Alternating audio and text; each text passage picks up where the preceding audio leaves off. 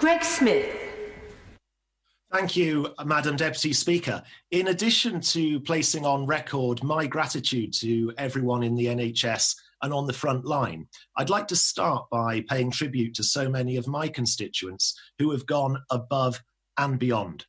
From the community hub set up by Buckinghamshire Council, the support network on Facebook for the town of Buckingham, St Lawrence Church in Winslow delivering meals to the most vulnerable, and to the Hadnam Scrub Hub sewing garments for the NHS and care staff, every corner of my constituency is playing a part. And in particular, I'd like to highlight two schemes. The incredible Risborough Basket, set up by Councillor Matt Walsh and the team at Prince's Risborough Town Council, which delivers orders from local shops and their own fruit and veg service to isolating households.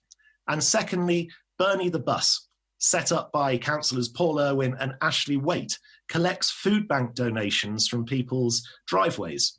They blast out music, bringing a note of cheer as they pass through the villages. And on the days I volunteered with them in Quainton, Ashenden, Westcott, Marsh Gibbon, Grendon Underwood, Oakley and Brill, I was blown away by the generosity so many have shown through their donations. Once we're through this crisis, I hope we can capture the very best of the great British spirit shown by these community heroes and ensure we can strengthen our country's strong record of voluntary service for the long term. I've also been proud of the many businesses that have adapted, farm shops doing delivery, pubs doing takeaways, even the drive-through beer service at the Chiltern Brewery. So many businesses have done their very best, and I encourage everyone to shop local to support them. One business, sadly, has completely failed to follow the guidance. HS2 Ltd contractors have worked throughout this crisis, not social distancing, causing great alarm in villages such as Steeple Claydon, with contractors refusing to follow the rules around staying on site, instead using local shops, making residents fearful of the virus being spread. The chief executive of HS2 Ltd gave me many assurances on this at the Transport Select Committee.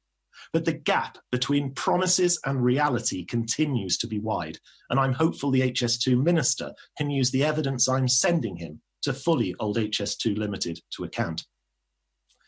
On business support, the speed with which the government put in place financial support and security for people's jobs, including today's extension of the job retention scheme, has been incredible. No small nor easy task. But with an economy as diverse and dynamic as ours, it was inevitable that not every eventuality would be covered. And I'm grateful for the government for listening and adding support throughout this crisis.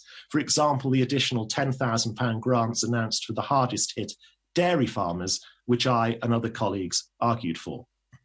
There remains, however, a couple of pieces of the jigsaw that we need to complete the picture. Many owner-directors of small businesses, the backbone of our economy, who perfectly legitimately pay themselves through dividends, are becoming increasingly desperate, facing uncertain futures. I accept there is no easy solution, but for those who continue to be unable to trade, support needs to be made available. Secondly, suppliers to the events and hospitality sector. Many have not got the support the companies they serve have received, despite their inability to trade being the same. I'm hopeful councils will use their new discretionary grants to support them, along with other firms that have contacted me, such as coach companies, kennels, and hauliers. And with those two calls heard, Madam Deputy Speaker, I commend the government for their continuing strong response to this crisis.